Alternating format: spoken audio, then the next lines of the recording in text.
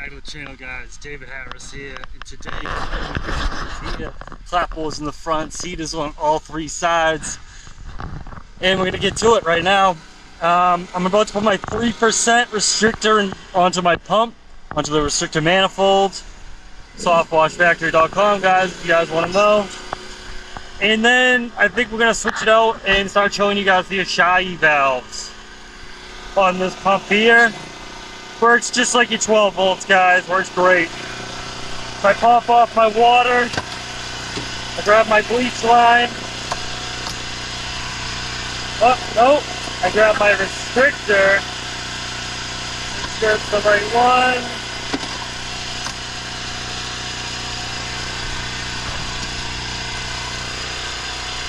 A little hard with just one hand. Let's get it up.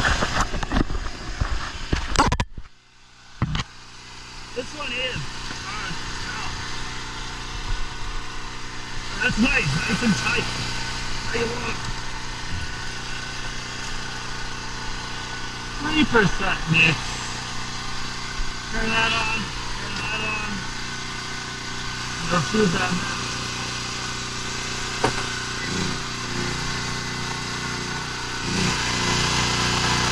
And air. That's what I.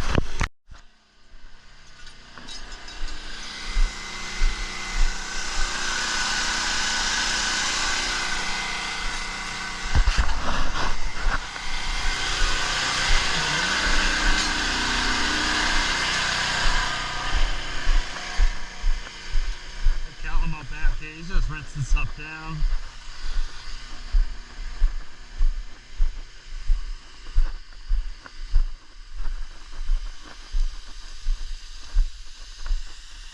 All pre-wet.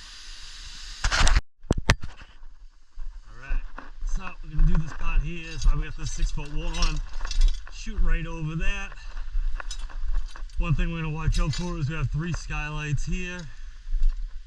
And these windows, of course. Plus we're going to cover this plant here and also take that same tarp and put it over that so we don't get any runoff coming down into the barrel or that barrel.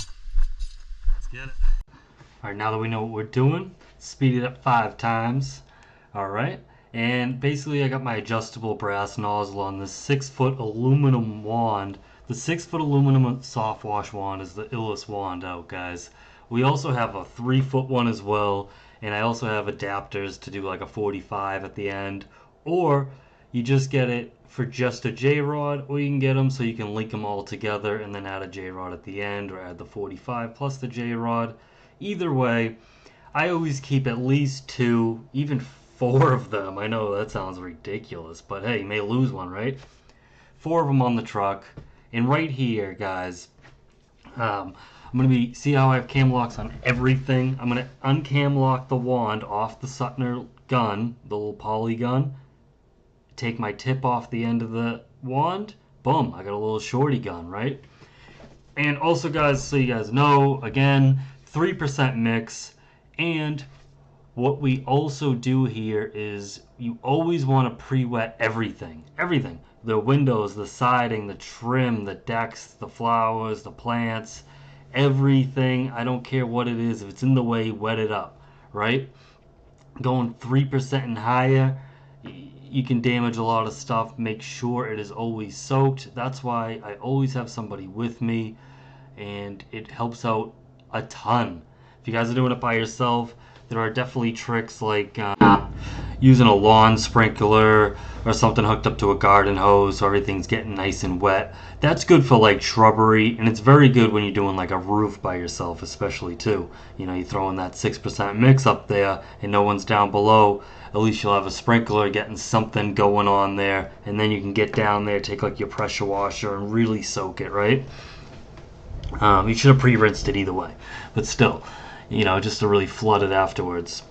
And yeah, guys, for everybody that says that you shouldn't be using SH on cedars or any wood, I don't know, guys. I've been getting amazing results for years and years and years. And yes, we're just cleaning them. This is not wood restoration. I am not saying that I am restoring them to the customer. That is not part part of the contract, basically. I mean, we can do and we will do restoration. It costs a lot of money, and a lot of people are like, nah, I just want to get it nice and clean. You know what I mean? So we just clean it up for them, and leave that on the table for them. And most people just like this option. It's way cheaper than the restoration, and it gives you beautiful results. Obviously, it's not 100% like the wood restoration would be, but it's damn near close. And always, always, always, guys, rinse from the top down, and then always just keep going back to your windows. Like, I always go back to all the windows, but you're really just cleaning like the top windows, and then you wait for it to drip down. Keep rinsing, keep touching up those windows, though. You know what I mean? Like, gotta keep that SH off of them so it doesn't dry. Luckily, it's a little shady back here, so we're good. But it's just a little, I don't know, you just get used to it after a while. It's just, you gotta learn your process, right? That's what it's all about. But yeah, guys, I got this 10-gallon here, and guys, rinsing cedars is honestly awful. I wish I had a bigger water tank so we could have Callum rinsing with me, right? But the water here wasn't as good as we wanted, so it is what it is, guys. Yeah, we wouldn't have had enough flow, honestly. Would have ran out of water, and then would have just been waiting for it anyway, right? But it's all good. So we're on our last side for the 3 sides of the cedar shingles, right? And then we're going to be doing the clapboards that are painted in the front. And we're still going to be using our soft wash system, but we're just going to be putting in our 1% restrictor and hitting it with that house wash mix, guys. But I mean, look at these shingles, guys. You guys can just see it instantly reacting, and then it actually will be a little bit brighter because obviously it's wet, and it's just, I don't know, it's just never really looks like exactly like it looks like the next day, especially that far side, the first side that I started with. That side will definitely light up. The house here, Cal's starting at the very top, and rinsing down. And then we'll touch up a couple spots here and there, I'm sure. Really getting those windows nice and wet. And then even afterwards, after you rinse this whole thing, what we do is, because there's screens in there and there's no way of actually cleaning the glass that way, is we will spray that window, that window, that window up top, let it drip, keep these ones wet, and then we rinse these 3 when we notice nothing is dripping anymore. It does take a little while, guys, but while you're doing that, depending on the property, you can hustle around and rinse off plants here, rinse more plants, keep everything nice and wet.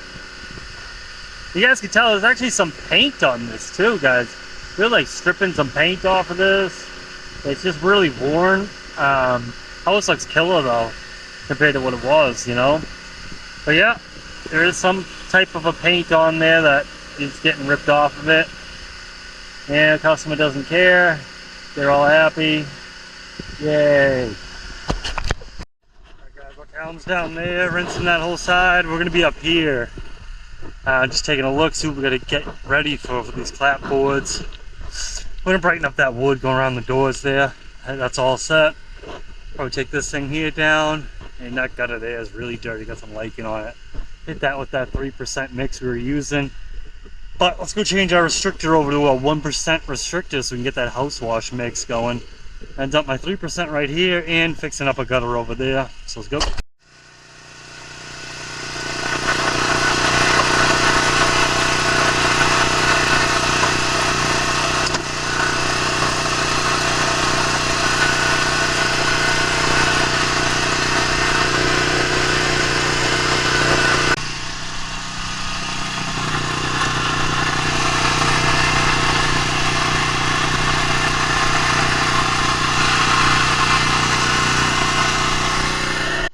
Alright, so yeah guys, let's finish up this job. We're dumping out our line, so we have 2.5 gallons left to dump out this whole line. So I'm going to spray up this gutter here that has some lichen on it, and spray over here, touch it all up, and touch up this gutter here. I ended up figuring out that the gutters actually were had paint peeled off of them. I kept telling Callum that they were dirty, and he's like, I don't know. And I'm like, yeah, whatever. And yeah, he was right. Yeah, I was looking through my mask, it had bleach and water all over it, so I couldn't see anything. But yeah, guys, finish this job up with the Soft Wash Factory booster pump with the 1% restrictor in there. Nice and easy. 3% on the Cedars. See you guys on the next one. Peace.